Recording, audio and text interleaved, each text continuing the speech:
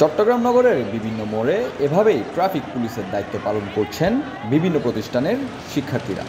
এই সময় অনেকের হাতেই দেখা যায় সচেতনতামূলক প্লেকার্ড। শেখ হাসিনার দেশ ত্যাগের ফলে সৃষ্ট অস্থিতিশীল পরিস্থিতিতে শৃঙ্খলা ফিরিয়ে আনতে সেনাবাহিনীর পাশাপাশি সমন্বয় করে সড়কে শৃঙ্খলা রক্ষার চেষ্টা করে যাচ্ছে শিক্ষার্থীরা। 11টা থেকে শুরু করছি, 11টা সব গাড়ি এলোমেলো চলতেছে, কোনো আইন নাই, কিছু নয়। পরে আমি শুরু করছি, এরপর আস্তে আস্তে সবাই চলে আসছে। আমরা সিগন্যালটা দিচ্ছি, যদি কোনো ইমার্জেন্সি গাড়ি হয় আমরা ইমার্জেন্সি গাড়িটাকে অ্যাজ আর্লি অ্যাজ পসিবল ছেড়ে দিচ্ছি।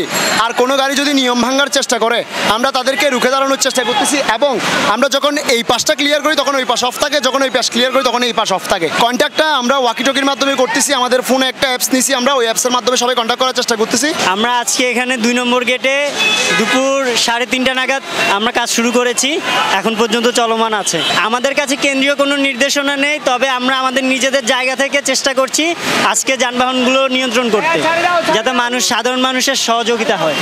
আজকে যেহেতু দেখতেছেন যে ট্রাফিক আইন নেই, পুলিশ নেই, সেক্ষেত্রে আমরা ছাত্ররা চেয়েছি যে যেহেতু যানজটের একটা ব্যাপার হয়ে যেতে পারে, যেহেতু আজকে সরকারের কারফিউ জারি তুলে ফেলেছে এবং অফিস আদালত সব খুলে ফেলেছে, সেক্ষেত্রে রাস্তায় যেহেতু যানজটের একটু চাপ বেশি, সেক্ষেত্রে ছাত্ররা চেয়েছিলাম, আমরা ছাত্র সমাজ চেয়েছি যে এই যানজটটা যেন মানুষ কমে যায় এবং মানুষের যে দুর্ভোগ সেটা যেন কমে যায়। এখন যেহেতু ট্রাফিক পুলিশ নাই বা কোনো ধরনের ট্রাফিক আইন পরিচালনা করার কেউ নেই, আমরা হচ্ছে সাধারণ জনগণ যাতে ট্রাফিক আইন মেনে চলে এবং রাস্তাগুলো ক্লিয়ার রাখে, জনদুর্ভোগ যাতে সৃষ্টি না হয় এবং চট্টগ্রাম মানুষ যাতে শান্তিতে থাকে, যাতে কোনো ধরনের প্রবলেম ফেস না করে, এই জন্য আমরা অন্তর্বর্তীকালীন সরকার দায়িত্ব না নেওয়া পর্যন্ত সড়কে থাকার কথাও জানান ছাত্ররা। আমরা এটা যতদিন আমাদের সরকার পুনর্গঠন হচ্ছে না এবং আমাদের ট্রাফিকের নিয়ন্ত্রণে যারা আছে এরা যতদিন পর্যন্ত এই জায়গার মধ্যে আসবে না, ততদিন পর্যন্ত আমরা ছাত্ররা ধরে রাখার চেষ্টা করব। আজকে আমি আছি, কালকে হয়তো আমার জায়গায় আরেকজন থাকবে। আমরা ছাত্ররা যতদিন ট্রাফিক আসবে না ততদিন সর্বোচ্চ ধরে রাখার চেষ্টা করব। যতক্ষণ পর্যন্ত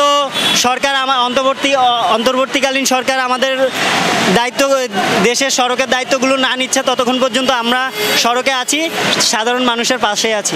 শিক্ষার্থীদের এমন উদ্যোগে উচ্ছ্বাস প্রকাশ করে সকলকে নিয়ে দেশ গড়ার প্রত্যয় ব্যক্ত করেন নাগরিক সমাজ। আমাদের ছাত্র সমাজ যেভাবে আসলে গুছিয়ে নিচ্ছে, এখন দেখতেছি রাস্তাঘাটে পুলিশ না থাকার ফলেও ছাত্ররা ট্রাফিকের দায়িত্ব পালন করতেছে, এটা একটা ভালো দিক। আর আরেকটা দিক হলো আমরা দাঙ্গা হাঙ্গা চাই না, আমরা শান্তি চাই, এদেশ শান্তি থাকুক, এটাই আমাদের চাওয়া পাওয়া। সবাই আমরা একসাথে থাকি, দেশটাকে গড়িয়ে তুলি, এটাই আমাদের প্রত্যাশা। সবার জন্য শুভকামনা। এখানে কোনো অসুবিধা হয় নাই।